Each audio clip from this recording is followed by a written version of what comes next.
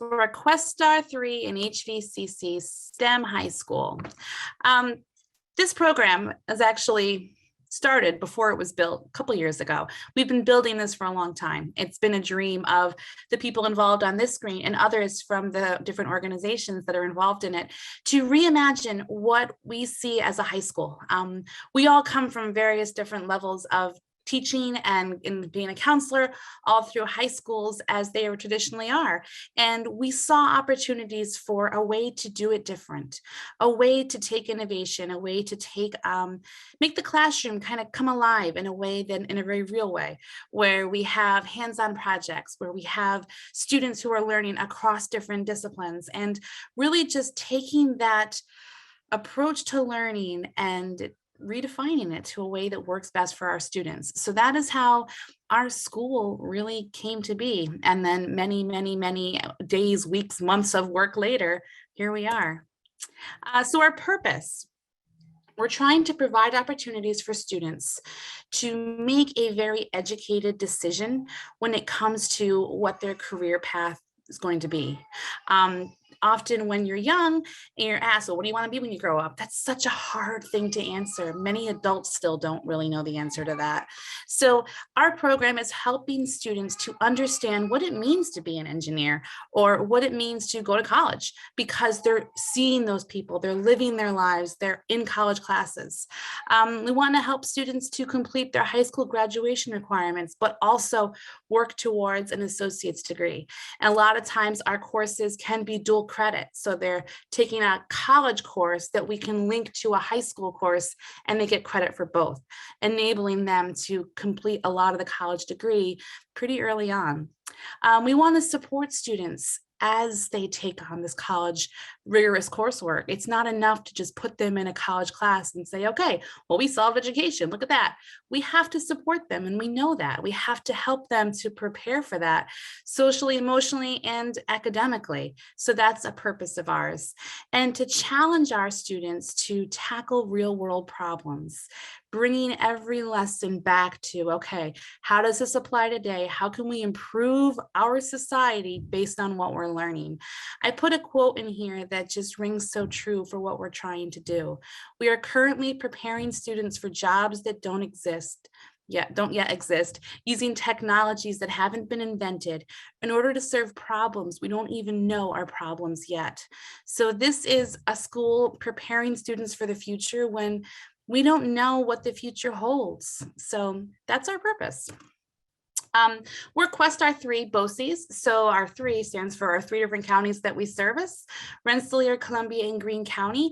However, we're also partnered with Capital Region BOCES on this. So our program is really available to all of the districts and counties the Capital Region BOCES services as well. So this includes Albany County, this includes Schoharie County, Schenectady County, I think Southern Saratoga County, Tim, if that's right, then yes, all of those are included. So the greater Capital Region are able to come to our programs. Different schools will allow certain numbers of students to come in, so we can talk a little bit about that later, but just know that it's open to all schools. So STEM High School is actually made up of 2 programs in one. We have PTech and we have Early College High School. These are actually grants that we wrote a proposal for, and we received both grants, which means that we have money to help us pay for tuition and books and supplies for our students to be able to do this. But they are 2 different programs. PTech is Pathways in Technology, and Early College High School, Smart College Early College High School. Both of them allow colleges and universities to partner with public schools. So the grants united Hudson Valley and Questar 3 in this endeavor. Both grants required us to select very specific degree pathways that are in line with projected job growth in the Capital District. They didn't want students to graduate with a degree that couldn't get them a job. This is supposed to fill the workforce needs that we have and create that pipeline right into a career. Students earn college credit while completing their high school diploma, and it puts students on a fast track to their college degree. In many ways, if our students finish, you have extra years to do it. But if you finish in the 4 years, you could transfer as a junior to a 4-year degree, and you'll be a junior as an 18-year-old or 19-year-old. So that's pretty amazing. And I should also very importantly mention that the tuition is free. That's the grants. They cover the college tuition. So families don't have to pay for this associate's degree, which makes college so attainable to so many more families. That's a real purpose of these grants, to help all students get the opportunity to go to college, to help all students get the opportunity to major in a degree that will get them a higher paying job that's definitely in demand. We're located at Hudson Valley Community College, as we've mentioned a few times. I have a little map on there that shows where our building is. They redid a beautiful building for us and have been absolutely amazing as partners. We have Hudson Valley professors working with our students. They start with them as early as 9th grade. They're literally teaching them right now. Our P-TECH program, you get up to 6 years to complete that. So you're earning a full associate's degree.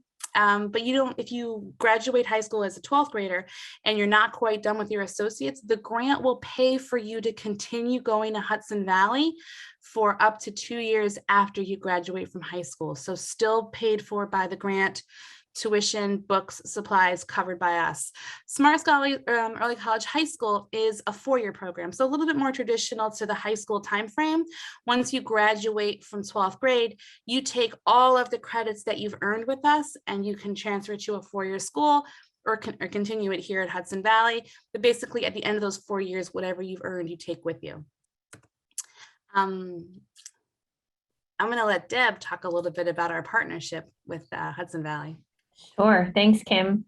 So as Kim mentioned, students have an opportunity to earn a substantial number of college credits. So if your son or daughter does, choose to complete their associate's degree through the P-TECH program, they have an opportunity to, transfer to another institution. We have many formal articulation agreements with public and private 4-year institutions, well over 50. And even a student that doesn't necessarily complete their degree, but decides they want to transfer on to another institution, our staff in our Center for Careers and Transfer office will sit down with students and develop a plan with them to ensure that they're achieving their long-range educational or employment goals. And the wonderful thing about having this program on our campus is students have full access to everything that's available to our traditional Hudson Valley students on campus. So whether it be, leisure time or cultural events, we do a lot of free food around here, as Kim and Bridget can tell you. So the students always have an opportunity to take advantage of, our welcome back barbecues, cultural events that are happening all throughout the semester. Those opportunities are available to students. They can decide, I don't think we've done this too much, but, our plan is as students get older beyond 9th grade, they'll have opportunities to maybe eat their lunch over in the campus center if they have, time between some of their college or high school classes. They also have full access to our academic support. So we have a full library, learning assistance center, writing center, which I know our 9th grade students have been over to already this year. So those supports are in place for them, whether they're taking college classes or like this fall, most of our 9th graders were not in college class, but those services are available to them. We also have a wellness center, which provides counseling services and a variety of self-care workshops. And Kim and I have met with, the directors of all these areas to really strengthen that bond, make those connections, and see how we can best support these students. So it's been a real campus-wide initiative for the college to embrace and support this program. Students also have early access to college courses. We have 9th graders this year that in the fall, were a little advanced. So they came into this program having completed some of their high school classes in middle school, and we had some holes in their high school schedule. So we had a great opportunity to allow them to go out onto campus and sit in some college classes with our Hudson Valley students. And I think that was a great experience for them. And then all of those students are taking this semester, all of our ninth graders are taking a college forum, which is like a freshman orientation course with one of our faculty members that comes to the building once a week, meets with the students, teaches that class, and also collaborates with our high school teacher that's on site as well. So the collaboration with our academic departments, we've met with the department chairs of each of these prescribed pathways, which I know we're going to be going into a little bit more detail, and sat down with them to kind of talk about curriculum. How can we prepare the high school student to be successful in these programs? So whether that's inviting our faculty in to speak with students, having students visit the labs where these programs are being held, shadowing some of our college students, it's really been a collaborative opportunity for us. And our college faculty welcome the opportunity to sit down and meet with the high school faculty to really, look at the curriculum and make sure we're really preparing those students for college level work. It's a win-win for everyone, obviously for the high school students, but once they become college students, we want to be sure that they're successful and that we're retaining them and seeing them through. Thank you. If I can add on one more tidbit that I think is really cool. Over the last 2 months, we've gone on tours to all of the science labs and engineering labs at Hudson Valley. And their dean has said, any of these labs, you can take the students to do workshops and to do labs out of, even in their high school class. So you might be in a biotech class, high school class for STEM high school, and she can book a lab and use the equipment in Hudson Valley. It's really nice because our students then get familiarity with the labs. They've used the equipment in there. So when they go into their advanced science classes at the college level, they can walk into a lab and they're like, oh, as a freshman, I did this. I know how to use this equipment. It's very empowering to them to have that comfortable atmosphere when mixed in with other college students later on. So that early exposure is huge. And that just came out the last 2 months. So we're very thankful for that addition to our program. You reminded me of one other thing too, Kim, I'll just mention quickly is we have the high school students are taking PE in the McDonough Sports Complex this year. So they have, access to that facility. And the PE teacher also started like an after school weightlifting club with some of the students. So really, again, we're so thrilled to have this program, and we are doing everything that we can to really make the students feel part of our community. Awesome. Thanks, Kim. So the degrees that we're working towards, each of the programs between the two have some differences and some similarities. And we work with the students during that first semester to figure out which program is right for them. And then by the end of 9th grade, they figure out which degree within that program is right for them. So they don't have to have it all figured out the first day of school. We help them to figure that out in the process as they work with us. P-Tech, we have computer information systems, which includes web development, cybersecurity, artificial intelligence, and that's an Associates of Applied Science degree. We have civil engineering technology, which is also an Associates of Applied Science degree. And then we have environmental science and protection technology. And that's a focus on clean energy management, looking at renewable energies and kind of the green sciences that are happening right now. And that's an AAS degree. So all three in P-Tech have to be an AAS degree, which is contingent of the grant. So students can take that right into the workforce after they complete it, or they can transfer into a four-year school. Early college, high school, we have the computer information systems. We have health science certificate. It's a 24 credit certificate, and it helps expose students to a lot of different careers in the health sciences field. Hudson Valley has amazing labs for health sciences. Their dental labs are unbelievable, and they have an EMT program, and our students can get those early coursework exposure and end with that certificate and then transfer on. The EMT program ends with sitting for the state exam and being an EMT. So that's right away, you can go right into the job or transfer into a school. And then we have, we're adding a liberal arts and science associates of science degree.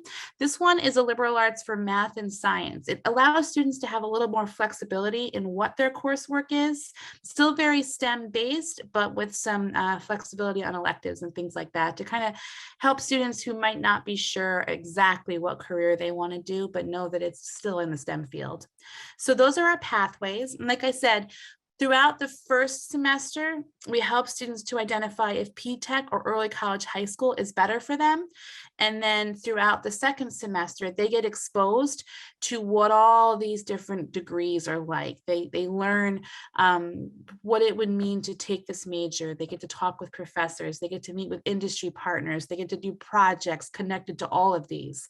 And then at the end of ninth grade is when they kind of select their degree that they're going into. So the benefits of these programs, I already mentioned that the grant covers the tuition, which is huge. It's cost-free to everybody. And that includes college textbooks, which are still really expensive. It includes their laptop that they're going to need. Any of those supplies comes out of our budget, comes out of the grant, comes out of tuition from schools. So it's covered for you guys. Transportation is covered for you guys. It combines the best elements of high school and college. You get that high school degree in a very collaborative way that Mr. Huntsman will talk about later. And you also get the college credits, which become such a plethora of electives and upper level courses that you now get to select.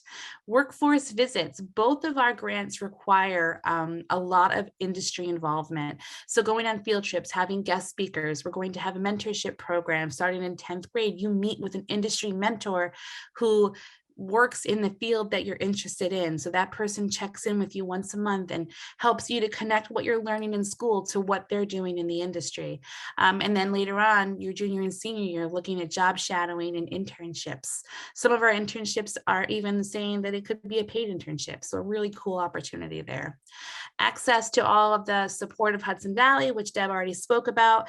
It's amazing just how many resources. That is such a community school really trying to help the whole student. So the fact that we can tap into those resources is such an opportunity, and a very individualized experience for every student. Our students come in with different backgrounds, with different strengths and weaknesses. And as soon as we meet them, we're really just trying to figure out how can we customize a program just for you so that you feel heard and so that your interests and your needs are met. How they're different. I won't get too into this because we have the whole semester to figure it out once you enroll. But like I said, P-TECH is 6 years, early college high school is 4 years. P-TECH ends with an associate's degree. Early college high school gets you right up to that associate's, but you can't actually complete it. The goal of the courses or the program is to have you transfer into a school to finish your degree. So you can get 63, but not 66 credits. So you might have to do one class afterward to finish it up. P-TECH has an industry partner that I've mentioned. Early college high school doesn't require it, but we still do it. It's just part of what we believe as our school. So both of them still have that. And the pathways are a little bit different. So if you knew you wanted to go into medical sciences, we would steer you towards early college high school because you wouldn't get that in P-TECH. But if you knew you wanted to be a civil engineer, then we would say P-TECH's probably for you. I spoke a little bit about our connections to industry experiences. We have a lot of businesses that have already said that they'll come in and give talks to our kids, help them to learn about what they do. I selected some of the kind of the cool ones that we're working with right now. The Tech Valley Center of Gravity, downtown Troy. It's the ultimate makerspace. It's like 3 stories high of the really professional makerspaces, and they've been our partners since the beginning. And they're willing to run workshops for our students, do after school makerspace clubs, really just allowing our students to work with professionals in the industry to learn how to use all of the high-end equipment that they have there. GE, we all know their renewable energies department really wants to work with us because they're so desperate for engineers to work in that field. So that's a good one. And the New York Power Authority works with all different engineers. So they're a really important one. We've had some great guest speakers come in recently.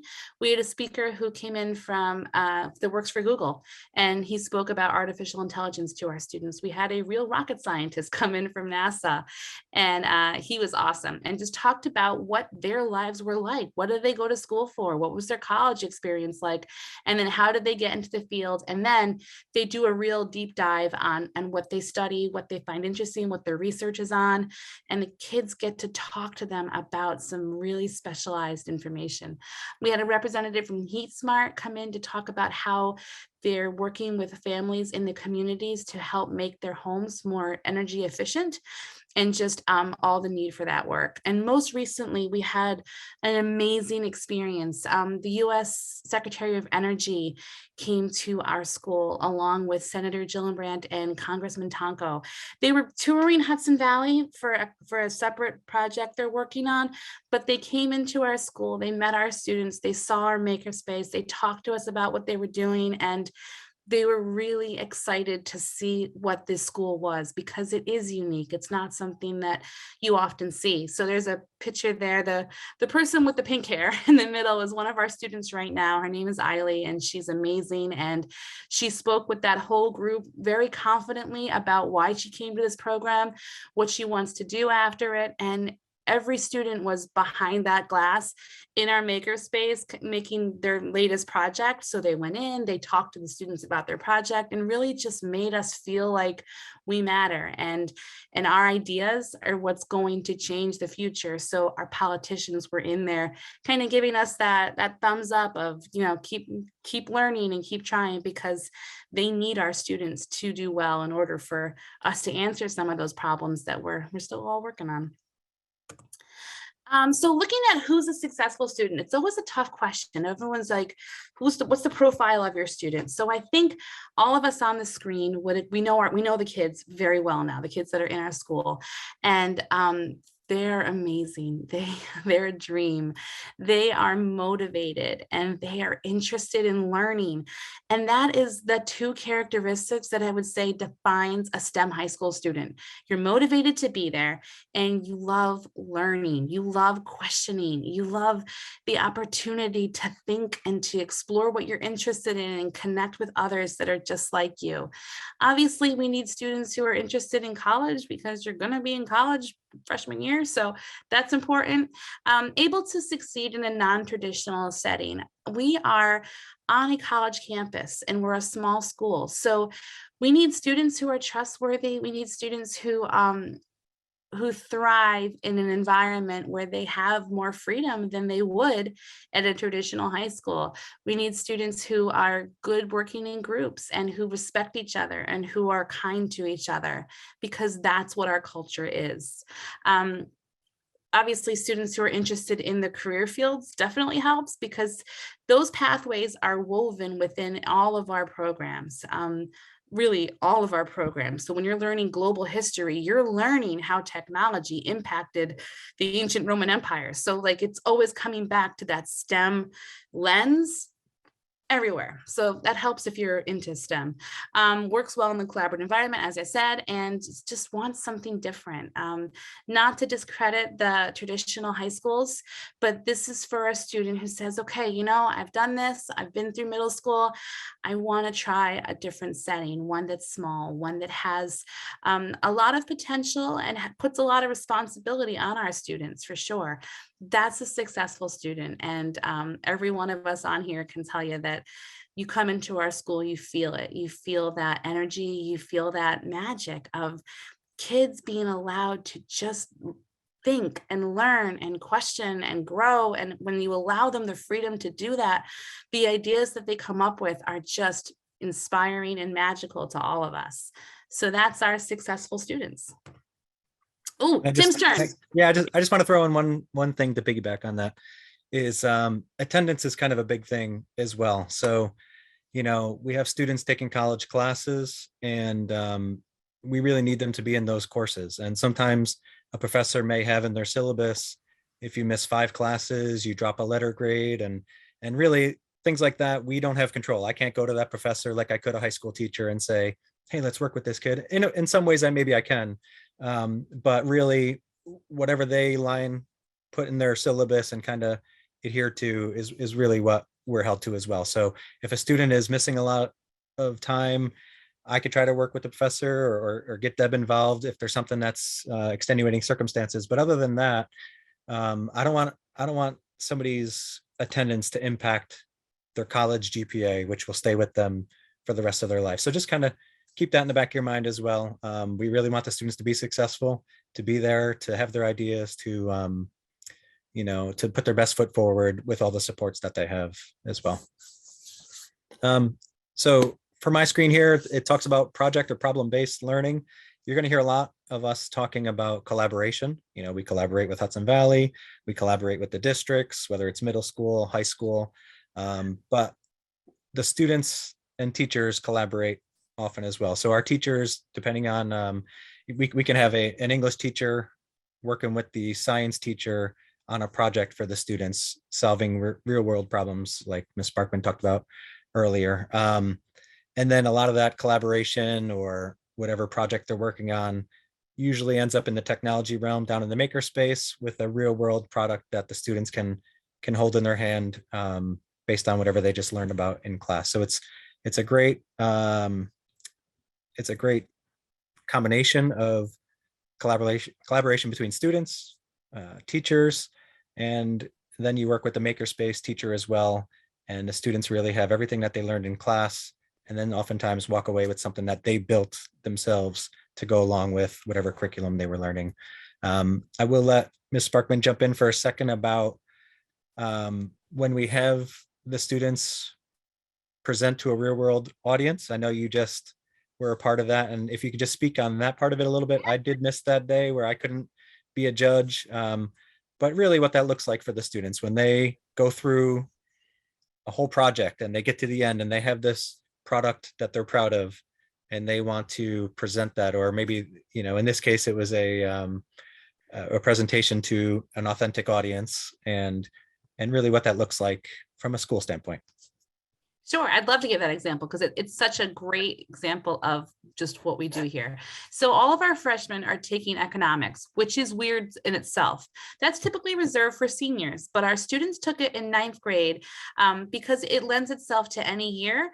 And we wanted the students to get it out of the way early on so that they could focus on their college classes when they're in junior and senior year. So anyway, economics, and they're also in this makerspace class. So the end of the semester project was the I Hate It When project. Students had to work in groups to determine a problem, something that happens that they just hate.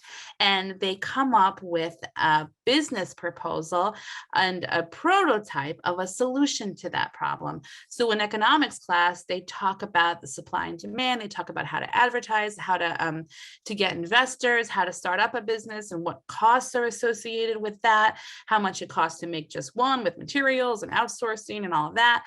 And then in the makerspace, they used all the supplies and the 3D printers, and they created a prototype of their invention that was going to solve this problem.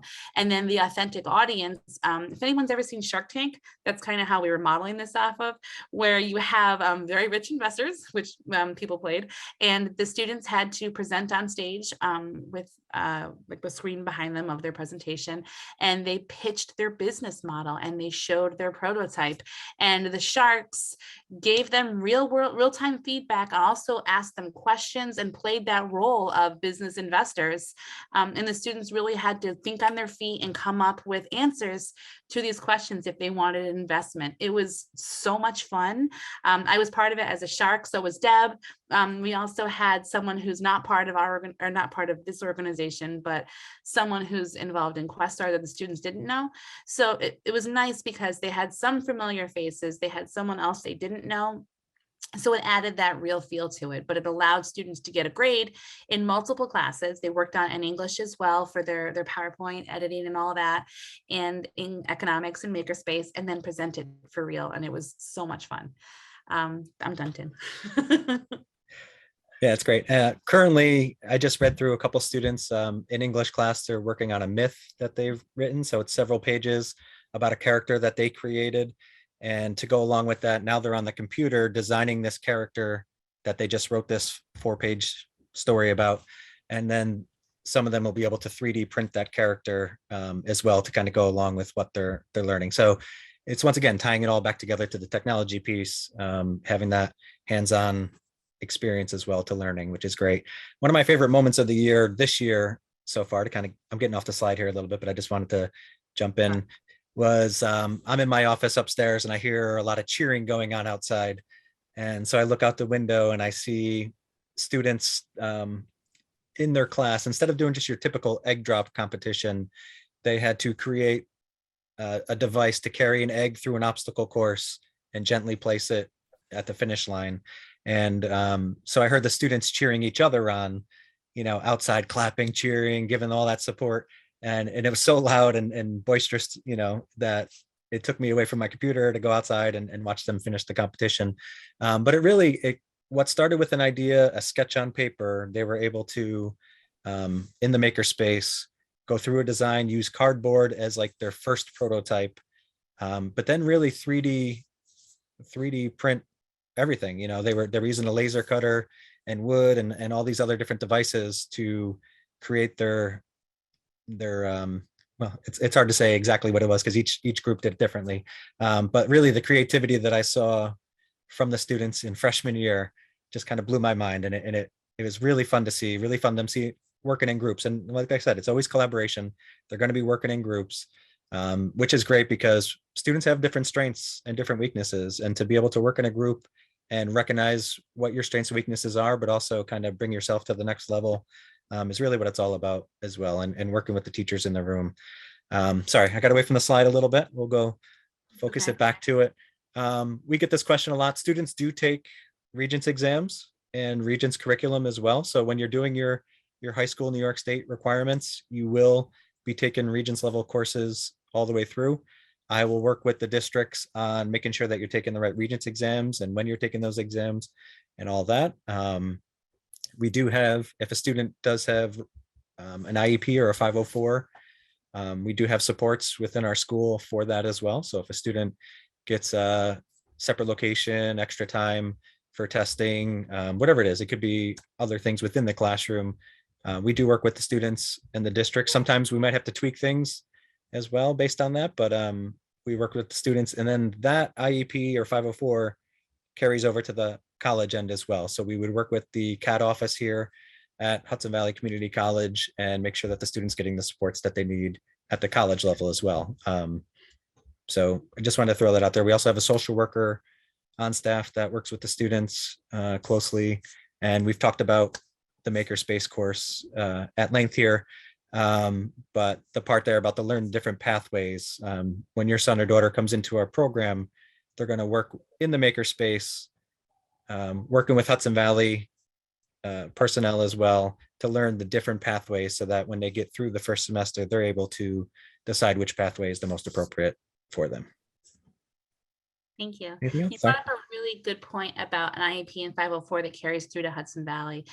So many times a student has to, when they go to college, they have to advocate for themselves. A high school doesn't just automatically send an IEP to whatever school, like college, the student's accepted to. So often students don't know to do that or just don't do it. And then they really, it's just an unfair situation for them.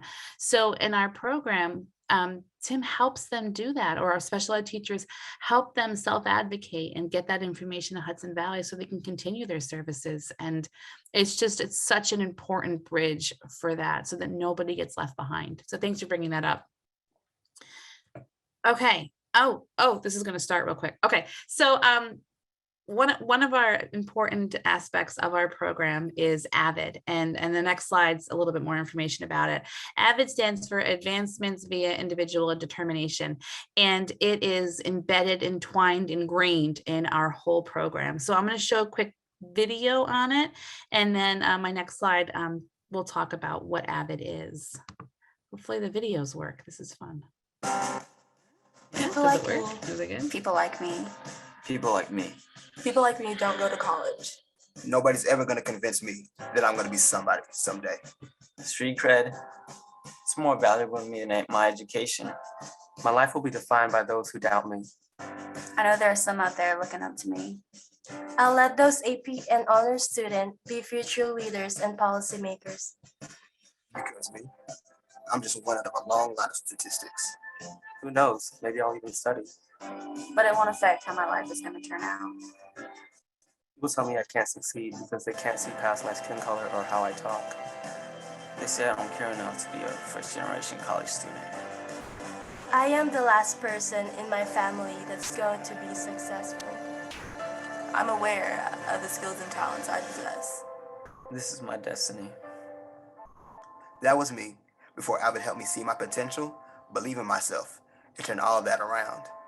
And now, This is my destiny. I am aware of the skills and talents I possess to be successful. I am the last person in my family that's ever going to be a first-generation college student. I don't care enough, they say, because they can't see past my skin color or how I talk. People tell me I can't succeed, but it won't affect how my life is going to turn out. Who knows? Maybe I'll even study statistics. because me, I'm just one out of a long line of future leaders and policymakers. I'll let those AP and honor students be looking up to me. I know there are some out there, those who doubt me. My life will be defined by my education. It's more valuable to me than street cred. I'm gonna be by someday. Nobody's ever gonna convince me that people like me don't go to college.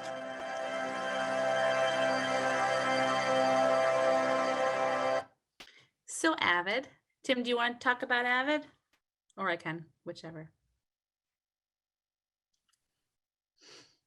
Avid is a course that really teaches them the foundations of being a student, so whether it's one of the first weeks of school, I went in and did a presentation on how to communicate with a teacher, whether it's a college professor or a high school teacher. So, the appropriate 5 steps that you would take to construct an email.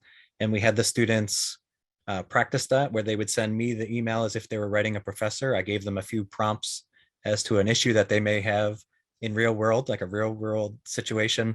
And I let them choose which of the ones they wanted to use. And students would email me as if they were having an issue and needed to meet for office hours or something along those lines.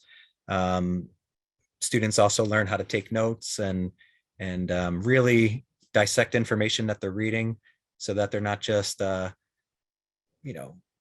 Googling an answer. They're really understanding how they're getting to certain information that they need for class. It's a lot of it is those organizational skills, that students need. They keep a binder and that binder gets checked, and they're also working in groups throughout as well. So it's a course that meets every day, and the teacher has a set curriculum, and then it goes to the next level. And Ms. Sparkman, I'll let you talk about that, because I know you just talked to some students about what the tutorial looks like, and really that's kind of the key. So you get the academic foundations of what it's like to be a high school student, and those same foundations are going to help them at the college level as well. But then you're taking it to the next level with problems that they have.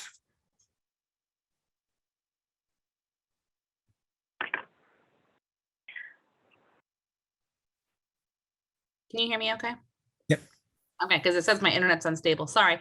Okay, so the tutorial sessions, they start about October and November, and they're once a week, once every other week based on the tutors. So you think of a tutor, you think of someone who's maybe older, someone who studied the material before and sits and reteaches the concepts. That is not what our tutorial system is in Avid. Instead, a tutor is someone who comes in and they facilitate the group to help a student to find the resources and work through a question they might have. So all of our students come into the tutor sessions and they have a point of confusion is what they call it. But basically, like, here's what I'm learning in my class, here's what I already know about it, and here's what I'm stuck on. And they present that to a small group with the tutors. And then they have resources in front of them, and the group helps the student work out the information and figure out what's making them confused and helps them to learn and to understand it. The beauty of it, it's not just them getting told the answer. They are guided through the process of figuring the answer out for themselves. So it's helping them to learn what the resources are, how to use those resources, how to ask questions to get to that point.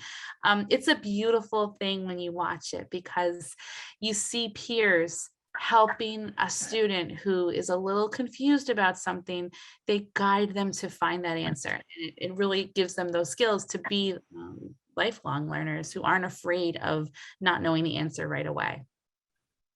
And I was the worst at that, because when a student was struggling, I wanted all the teachers in the room just wanted to solve the problem. Like, here you go, let's help you get to where you need. But it's really not about that. It's helping the student come to the right conclusion and work through all that themselves by using their peers as support.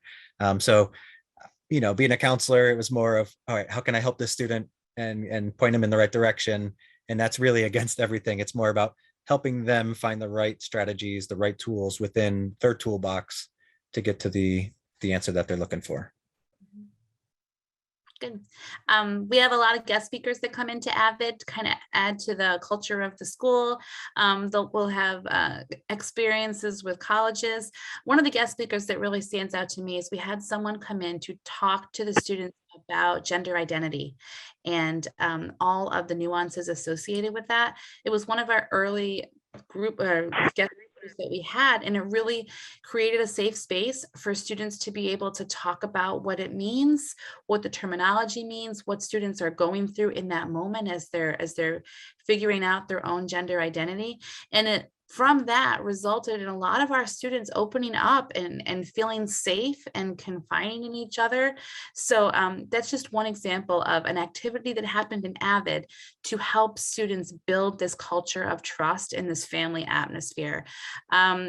A lot of different, like the Avid teacher kind of becomes the advisor for the students. They notice when a student's off, they notice when something's not right. They can see how they're doing in all their classes through the binders. So they become that advocate for the students too, which is really, really important.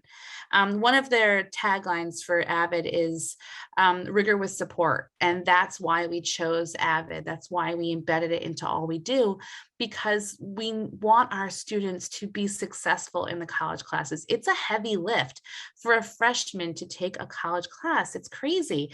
So you need to arm them with what they need to be successful. When I was first introduced to Avid, I'll never forget, a woman told me the greatest explanation ever of it. She said, you got two kinds of superheroes. You have Batman and you have Superman. Superman came with all of his powers. He can fly. He's super strong. I don't know what else he does. He may shoot things out of his eyes. I don't remember, but like it all was just there. He was born with that.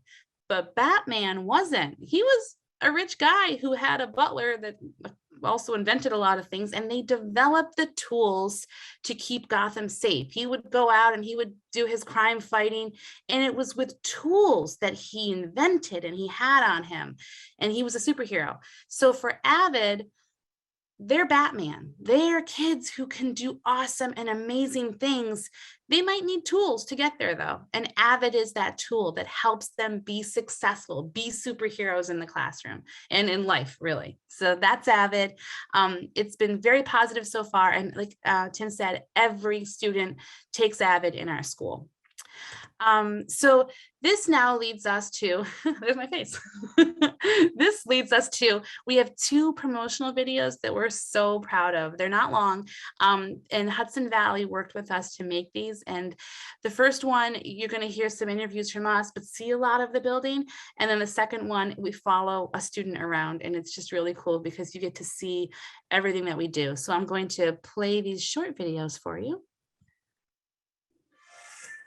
High School has the ultimate goal of helping students to really know for sure what they want to do after high school. And taking that a step further, we want them to already have some training, already have college courses that align to what that career pathway would be, and already have an understanding of what the careers are like, what the jobs are like, what local businesses are out there that might need them as employees when they graduate. So we created this high school as a way for students to really get that exposure at a younger age. Wow, it's so different. I really think that this model helps allow for us to be able to put our students first. Because of the location, they get to see where their pathways are. They get to see what they're shooting for as students. We are teaching problem-based learning, so it's authentic. But one of the beautiful things about PBLs is that the students tell us what they need to know. So students enrolled in these programs have an opportunity to not only obviously complete high school requirements and earn their high school diploma, but can earn up to 60 credits towards an associate degree, and in some cases complete an associate at no cost to families.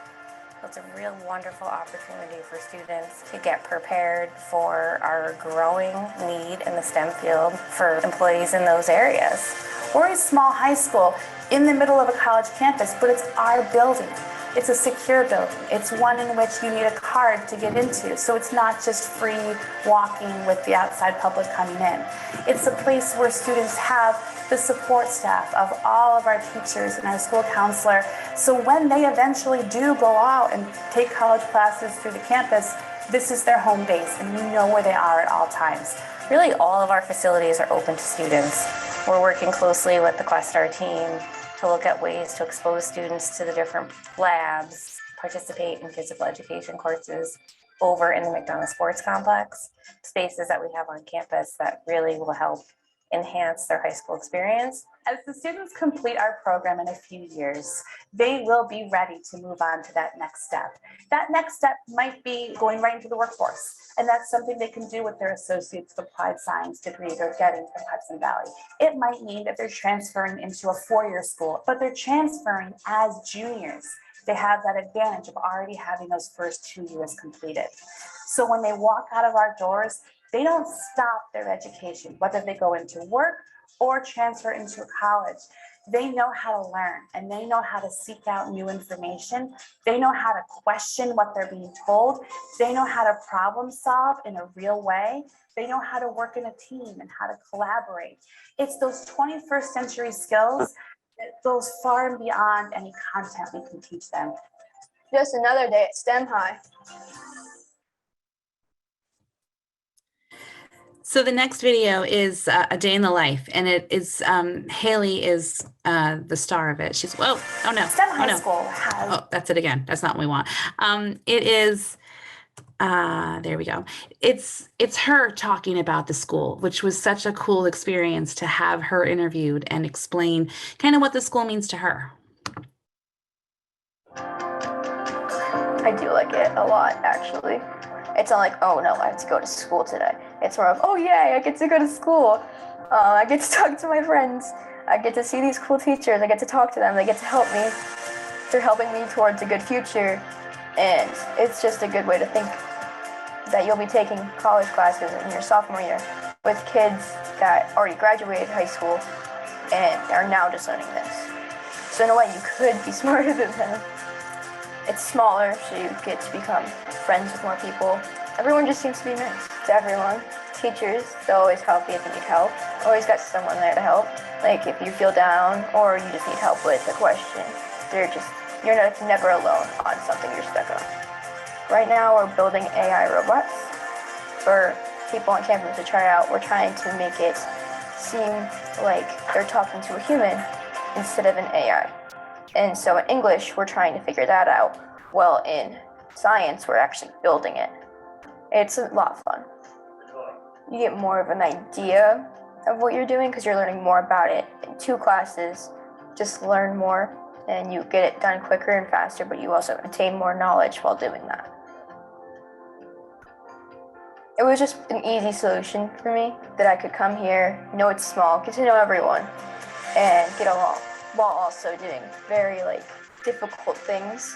I thought I'd have to be on top of everything, not going to bed till 3 because it's an early college, get ready kind of thing. So you're not gonna be oh no, what do I do?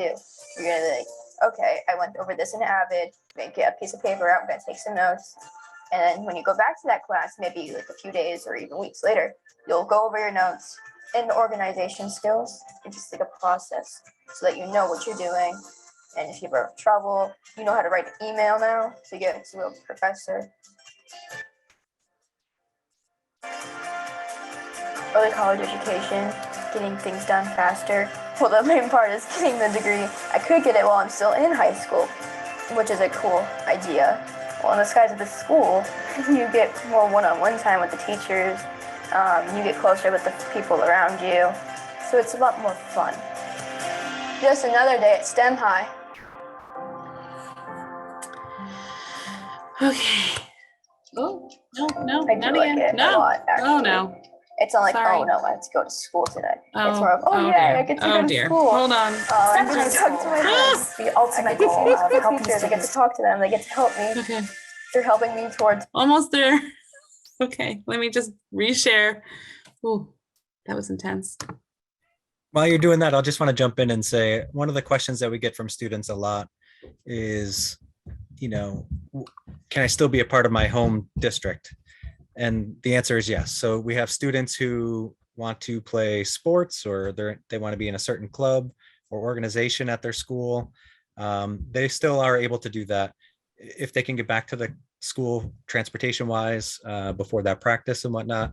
They're definitely able to. Your child will get their diploma from their home district, so whatever district they're from, you'll get a diploma from there, even though you're taking the course curriculum at our school. So we do have students who play sports already at their home district. So they come to school with us and then they take the bus back and they go to practice or a game. We have students who are part of other clubs and activities at their home district. And I just want to throw that out there because that seems to be one of the questions that we get often. And I just wanted to clarify that as part of this presentation. Thank you. Sorry about my many technical difficulties. So this is our last slide of our presentation, and then I have some links to share with you on what to do next, and then questions, of course. So we're into the recruitment and outreach plan. That's what this is. This is our first open house, so that's exciting. We are planning an in-person open house if you'd like to come see us. I'll talk you through a little bit about what that means.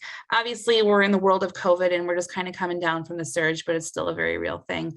So we are running 2 sessions, one from 5 to 6 and one from 6 to 7.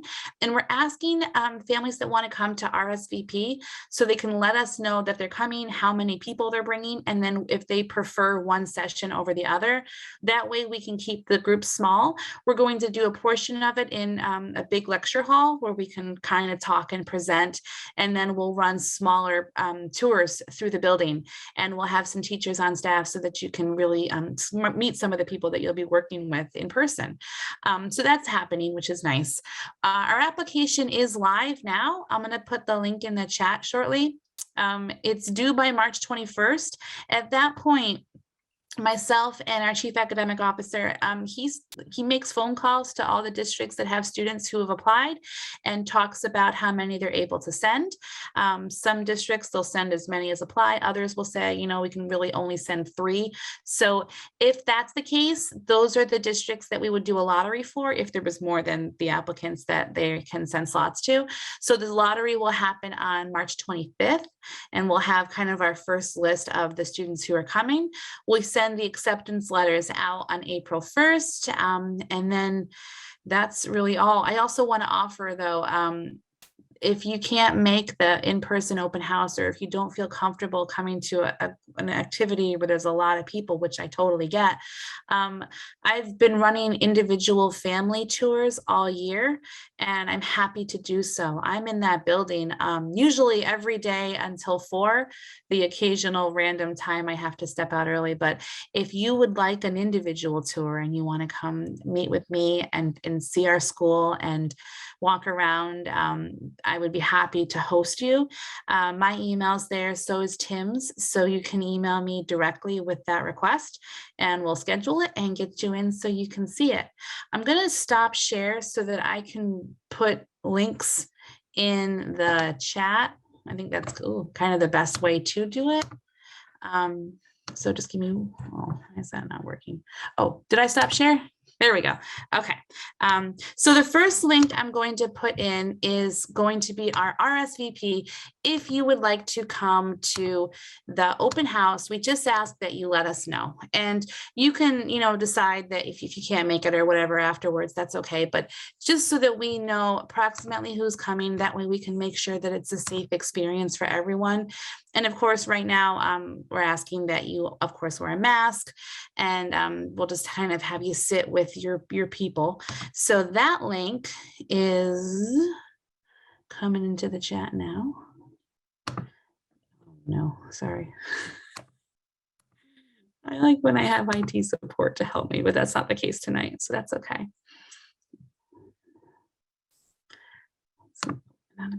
Sorry.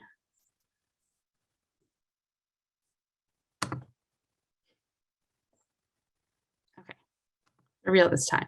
Link is going in the chat.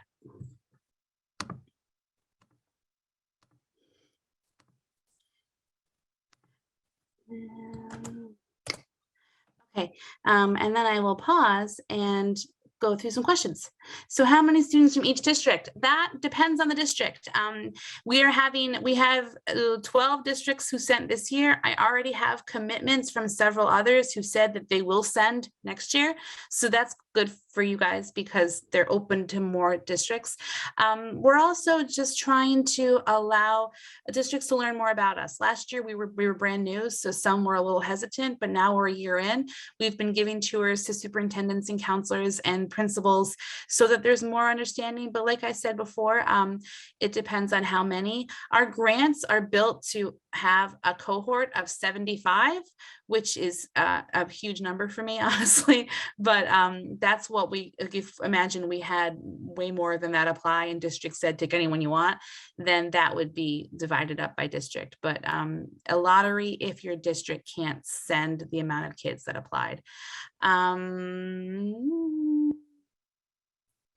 So to speak to different districts that aren't sending this year, like I said, as soon as we're encouraging families to apply, it's not like the application process isn't too lengthy. It's just some information to fill out. And then if you apply from your district, my superintendent calls that superintendent and the business office and they talk about it. They explain costs, they explain commitments, they look at transportation and they make that decision. Okay.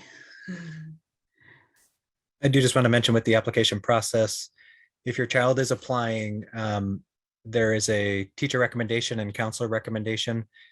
And there's a part where you would fill out and put the email address for those. Just please make sure that that is correct.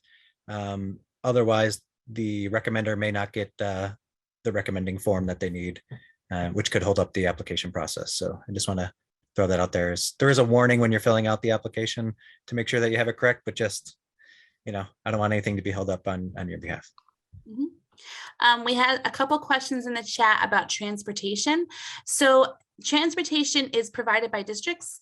Questar assists with people coming from Columbia and Greene County. We have a shuttle bus that comes up to pick up all the kids from those two counties. My New Visions programs, which is a senior program, also takes that bus. So those are Questar buses. Rensselaer County, their schools all transport themselves. The nice thing about it is we are located close to other programs that they send to. So it's helpful because we've linked our bell schedule to match where the buses are already going. So it's often that a bus will come over, drop our kids off, and then continue to LaSalle or Tech Valley or other areas in which they participate in. I'm going to also put the link to the application in because that was a question that came up and a pretty important one. So I'm putting that in right now. And then I'll go back to our questions. One person asked me if Berlin is participating. We do have a Berlin student. So they are participating. I'm putting this to everyone. RCS didn't participate last year. I don't know if we had any, I think we had one applicant last year and they just didn't know us. So that was one of those like, let us see where this goes for a year and go from there. So right now in the chat, the second link is the application. So like Mr. Hunsinger said, there's a little bit of work to it. There's a short answer question where we ask students, why do they want to come here? What are their career goals? We want to make sure that you're serious about it because it is a commitment. And so that's in there and the link is up now. I have one question that asks me, can students transfer in as sophomore or juniors? So this one is, it breaks all of our hearts because our grants are very strict in this. You have to start as a freshman. I have to submit the rosters to state ed in December, and you have to be on that roster as a 9th grader, and it's linked to your ID number for state ed. So I can't get around that. That's a condition of our grant. It's something that I don't agree with, and I wish it wasn't the case, because I think that this is a program where all students could benefit, but it's also a program that's very structured, especially if you look at PTAC and just that coursework associated with the associate's degree. So that's why they have that in there. Did I miss any other questions? If I didn't answer the question on transportation, feel free to ask a follow-up question on it. Reach out to the school district. Yes. Oh, good question. If you currently go to a private school, when you apply, put the public school that you live under. So if I am from Bethlehem and I go to LaSalle, when I put my school district, I would put Bethlehem, because that's who I reach to, because that school district is the one that sponsors you. Some of the districts that send right now, we have Hudson, Ichabod, East Greenbush, Rensselaer City, Lansingburg, Greenville, Carroll, Durham. Oh God, that's only 7 and we have 12. Schenectady's got someone there. Oh God. Skoda, Wine and Skill. Thank you. Thank you. This is my team. Berlin, we mentioned Hoosick Valley.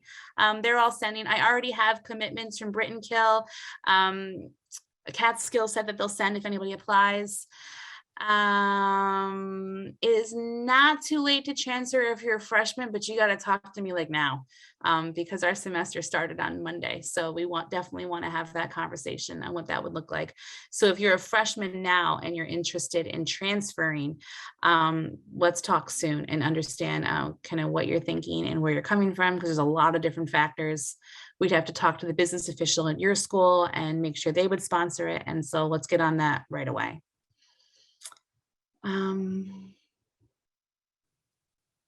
Okay, so just a reminder, the 2 links that are in there. The first one is an RSVP. Is that a hand up? Oh, fun. Do you want to talk? Yes. Oh, unmute you. Sorry. Hi. Hi, everyone was typing. I thought I would talk for you. Hi. Love that. Thank you for all of the wonderful information and the presentation and everything. It looks wonderful. It looks like there's so many opportunities there. We had a few questions, and I don't want to take all the time here, but you mentioned a cohort size. Is that what would be considering the graduating class, like the freshman class size? Yep. So is that the 75 number that you said, or is that a smaller number you said? Good question. So the 2 grants, we had to build in the student capacity that we could manage. In the grant, we're allowed to accept up to 75 in one cohort. We did not have that many this first year. We have 36 right now, so it's a smaller class. So a graduating class for the children that would be starting 9th grade in the fall would be 75. That kind of depends, probably not. And that's where districts all kind of come into play. So we had many more apply last year than were allowed to be brought in, because districts didn't know who we were or what we were doing. So that's why we ended up with 36. This year, we do have a lot more districts saying that they'll commit. So I know it'll be more than 36, but I don't know if we'll be at 75. Okay. Thank you. That's all? Well, Alex, Max, you have a question?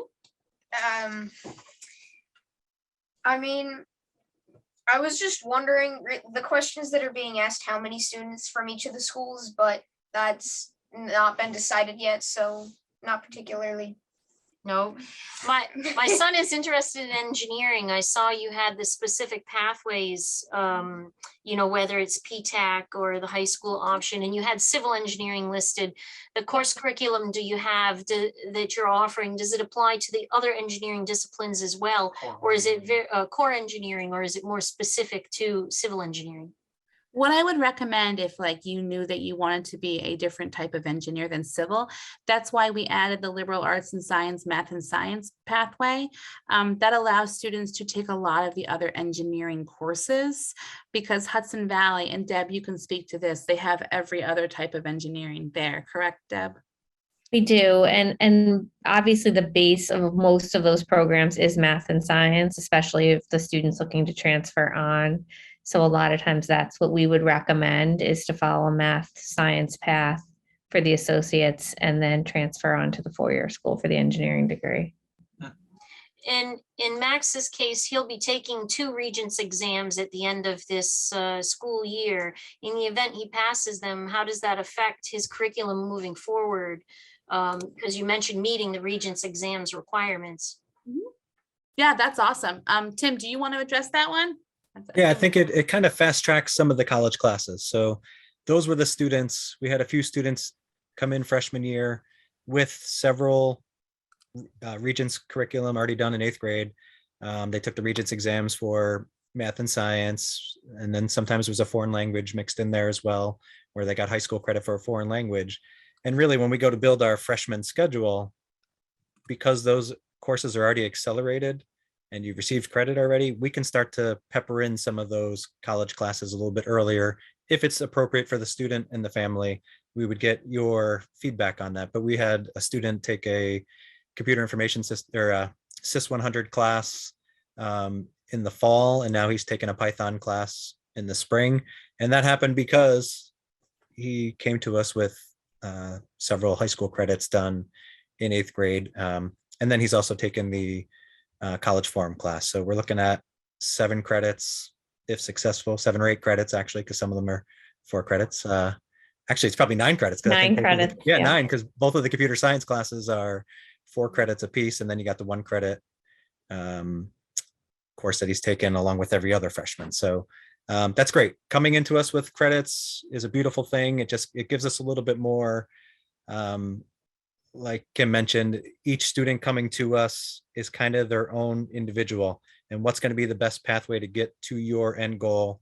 And that's where we work with the families, we work with the students, and every step of the way is kind of customized to you, for you. And obviously we have like a general pathway, for those high school credits, but if you come to us with something a little bit different, we can manage that for you. We have a question of someone who asked, I'm sorry, were you all done, Louise? No more? Okay. A question of someone who asked, and then I'm coming to you, Dorothy, next, of someone who wants to do business school. And my recommendation to that is that this could be a very good program for them, actually. Deb, correct me if I'm wrong, but some of our pathways have business classes embedded in them as requirements, correct? Yes, definitely in the computer information systems pathway. And then again, in liberal arts, I think that there's that flexibility there to build in those types of classes that would help someone transfer into a business program. Dorothy. Yes, I have a question. After Mr. Hunsinger emphasized attendance, what has COVID done to your ability to maintain attendance this year? Yeah, I mean, I wouldn't say we've gotten through unscathed, because we've definitely had students that had to be quarantined at different times. And we've always just been able to shift those students to remote, and they would zoom in on the computers. We've had students still be able to do group work, and they have a computer sitting next to them with the student's head, right there.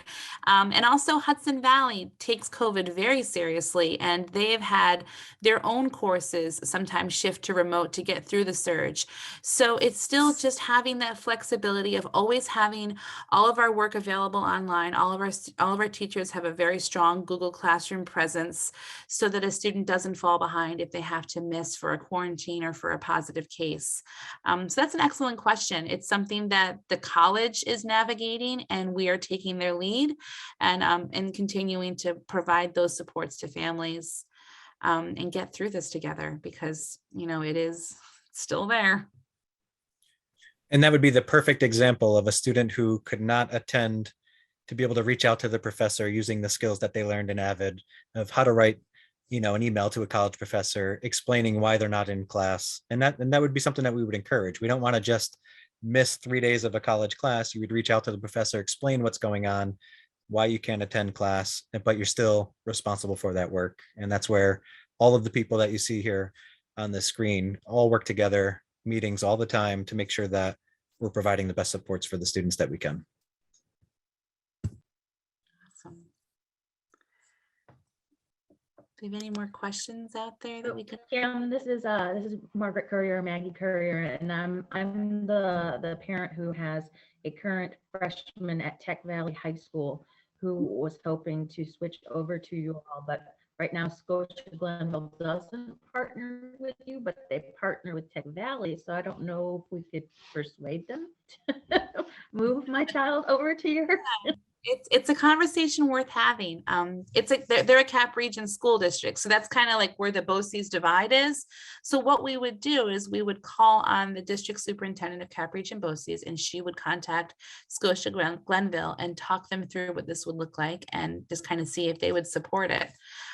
So if you after this presentation you're thinking that that might be a good option, then we should talk about it afterward and see what makes sense and if they would support it. Great, thank you. You're welcome. I agree, Lisa Kelly, everyone could use Avid. How many times I've been in a training and I'm like, oh my God, this would have been so nice to know 20 years ago. Avid's amazing, and we're so proud to offer it in our school. So does anyone need links again? Are we good on the 2 links? I have the first one there. I'm going to put them again just because I'm a crazy person. Will it let me? Yes. No, I selected all the chat. I'm sorry. No, just the one. See another hand raised. Go ahead. Yeah. Go ahead. I was wondering if you could give us a sense of the size of each class. So the video was really nice and it showed us classrooms, but how many students do you typically have per class?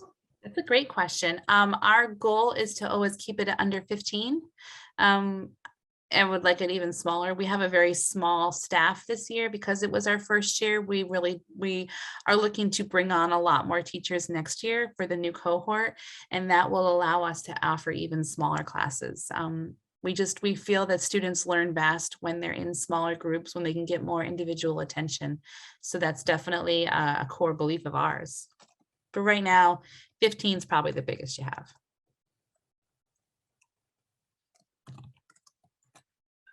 Putting open house in again. And then I'm putting. And a follow-up question, go ahead. If a student is taking a college class, and I know typically those classes would be out in the college, you talked about the building for the high school classes. So how do you manage the high school students attending a college class that would be, and would it be in one of the other buildings? So like if they go to a different building to take their college class, you mean? So the first time Tim brings them over, and it's fun because we always take a picture like we're parents on the first day of school and we send them to their college class. But this is where the culture really comes into play because we have to trust our students after that. When it's time for their college class, they leave our building, they go onto campus, they walk into that college class and they sit there and they do it. So it's, as an administrator, it was like, oh man, there that one goes, and you see her go out and into this campus. And I was nervous. In fact, I saw one who looked a little lost from my office. So I ran out to find her just to make sure she knew what she was doing. But the nice thing about this is that all of campus security knows us very well. They come over every day to hang out with us and visit with us and meet our kids. So it's wonderful because Hudson Valley, while it's a college campus, it's actually quite small and everybody knows each other.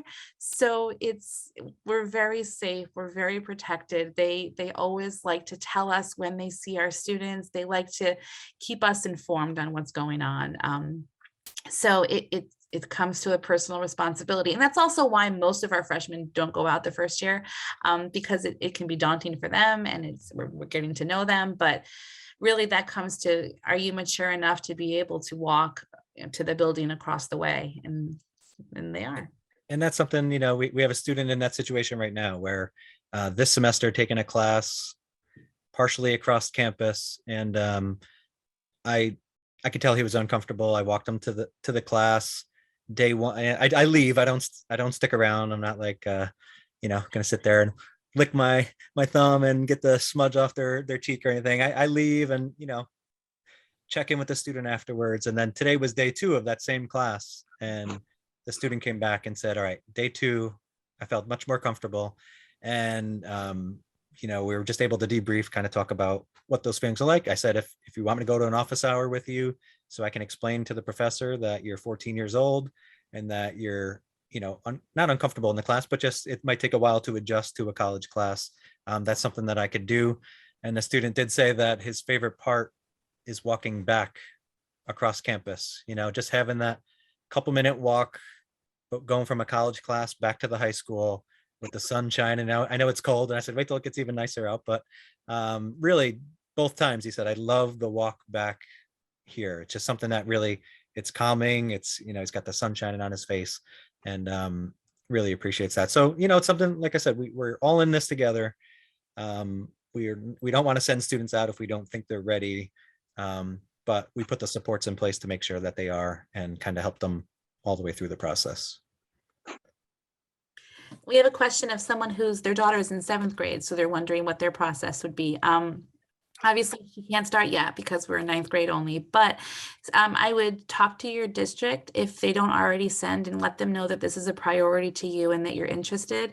And then when the application opens up next year, it's all you. So definitely keep us in your thoughts and keep connecting. She could, since she's already interested now, she's welcome to come in and shadow for a day while she's in 8th grade and really kind of get that experience and take her time in this process. And then another person asked me if this recording will be available to us. I think so. I have it recording onto the cloud.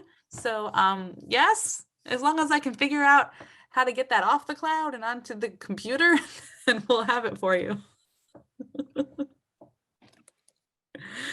We have a lot of fun together. Oh, and the slides could totally be available. Yeah, I can put the slides on our website if that would be helpful. The website is kind of like our one-stop shop for all things information about the program and recruitment. So after tonight, the flyer about this event will go down. The flyer for the in-person open house will go up.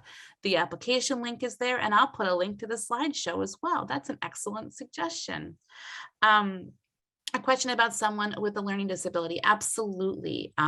Very appropriate for this. Like we said, we have a phenomenal special education teachers on staff. And not only that, but our own our content teachers are very familiar and well-versed in differentiation and support and resources.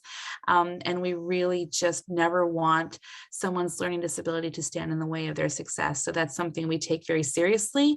We work very hard to help them to gain confidence and feel successful. So please don't ever let that be a reason not to try, because even at the college level, as Deb and Tim mentioned, the supports continue. So let's do it.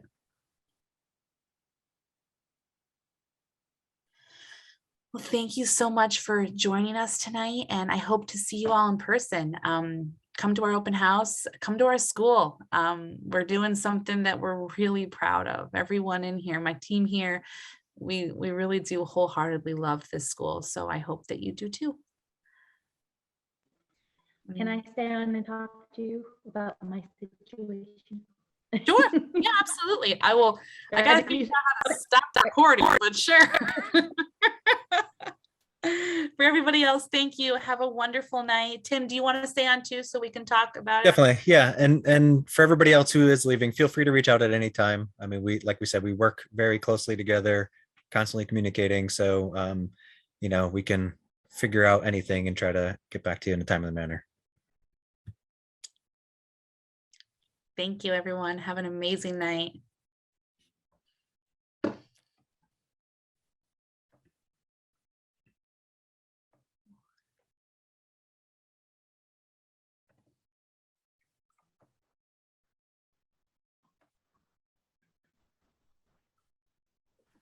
Can you stop that recording? Yeah. There we go. Are you sure you want to stop recording to the cloud? Yeah, if yes, you'll receive an email when your cloud. Oh, it emails me when it's ready.